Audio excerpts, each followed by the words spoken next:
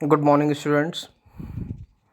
आज के अपने इस लेक्चर में AMSR के हम आपसे बात करेंगे एडजस्टमेंट ऑफ कार्बोरेटर के बारे में, क्रैंक शाफ्ट के बारे में, बाल्व के बारे में और बाल्व मैकेनिज्म के बारे में। तो आइए सबसे पहले अपने इस लेक्चर में हम आपसे बात कर लेते हैं कि एडजस्टमेंट ऑफ क्रैंक शाफ्ट या एडजस्टमेंट ऑफ कार्बोरेटर कैसे किया जाता है। तो एडजस्टमेंट करने से पहले हमें तो पहले ये पता होना चाहिए कि कार्बोरेटर होता क्या है।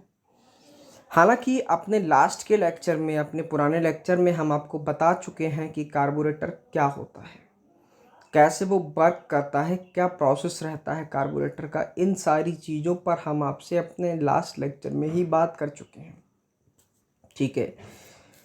कार्बोरेटर को एडजस्ट करने के 3 तरीके होते हैं और कार्बोरेटर एक डिवाइस है जिसमें हमारा क्या होता है, एयर और फ्यूल का मिक्सचर जाकर एक मिक्सचर के रूप में तैयार होते हैं, फिर वो सप्लाई किए जाते हैं किसमें, सिलेंडर के लिए।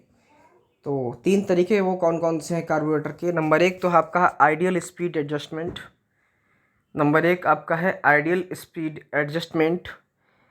2 आपका है आइडियल फ्यूल एडजस्टमेंट और नंबर 3 आपका है फुल लोड एडजस्टमेंट। देखिए, आइडियल का मतलब होता है आदर्श स्पीड एडजस्टमेंट।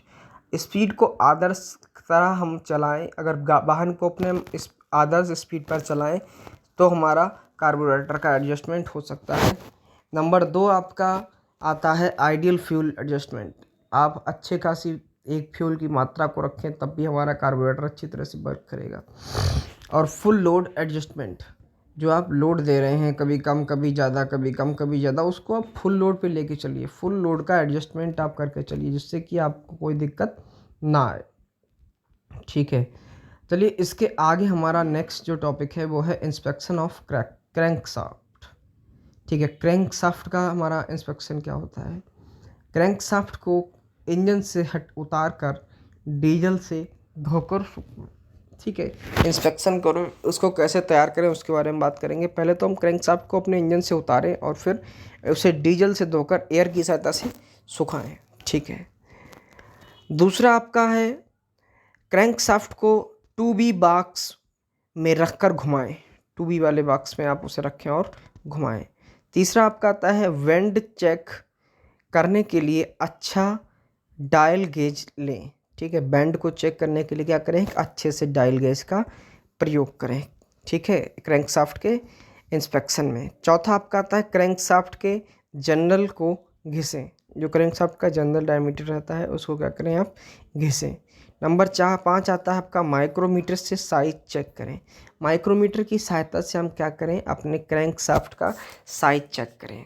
तो ये बात हमारी हो गई इंस्पेक्शन की, किसके, माइक्रोमीटर के, उस क्रैंकशाफ्ट के।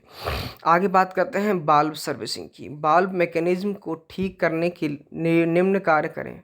कौन कौन से कार्य करें। वाल्व के ऊपर का मार्जिन ठीक करें। वाल्व हमारा जो हो उसके ऊपर का क्या करें, मार्जिन ठीक करें। वाल्व का कोण 45 डिग्री रखें। वाल्व स्टेम को B ब्लॉक में रखें। ठीक है।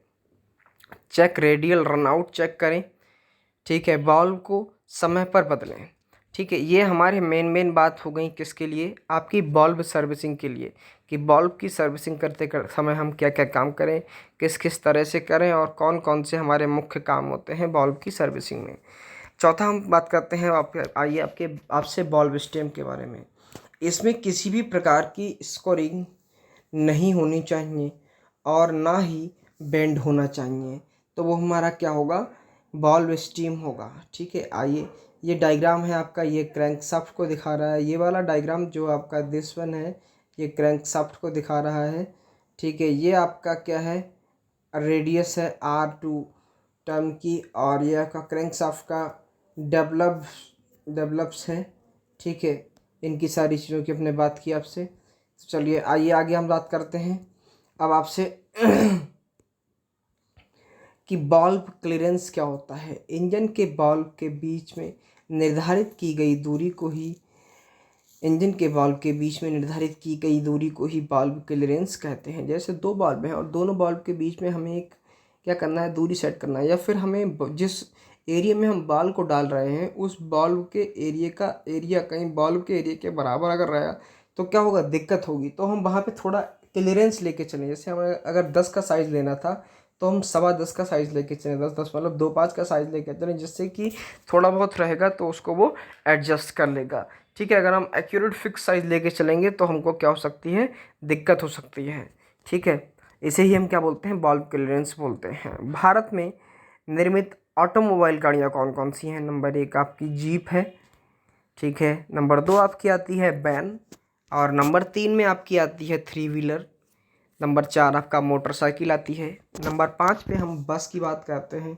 नंबर 6 पे हम ट्रक की बात करते हैं आपसे, और नंबर 7 पे हम आपसे बात करते हैं ट्रैक्टर की।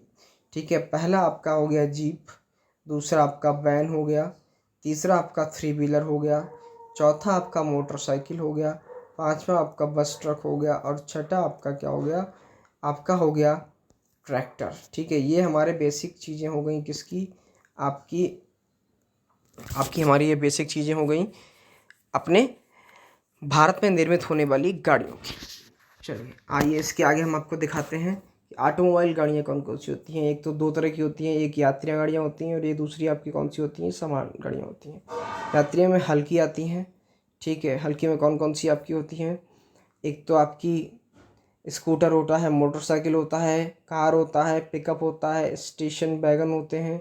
ठीक है, बस और कोच होते हैं, सिंगल डेक डबल डेक बस होती है। कोच में आपका डिलक्स कोच होता है, एयर कंडीशनिंग कोच होता है। सामान गाड़ियाँ, हल्की गाड़ियाँ, भारी गाड़ियाँ। ठीक है, डिलीवरी वैन, हल्के ट्रक और ट्रेलर। तो ये अलग अलग तरह की हमारी गाड़ियाँ हो गई जिनके बारे में हमने आपसे बात की अपने इस लेक्चर में। चलिए आज हमारा ये चैप्टर जो है, यूनिट हमारा जो नंबर 1 है वो यहीं ख़त्म होता है। इसके आगे हम बात करेंगे आपसे यूनिट 2 के बारे में। Okay, thank you class.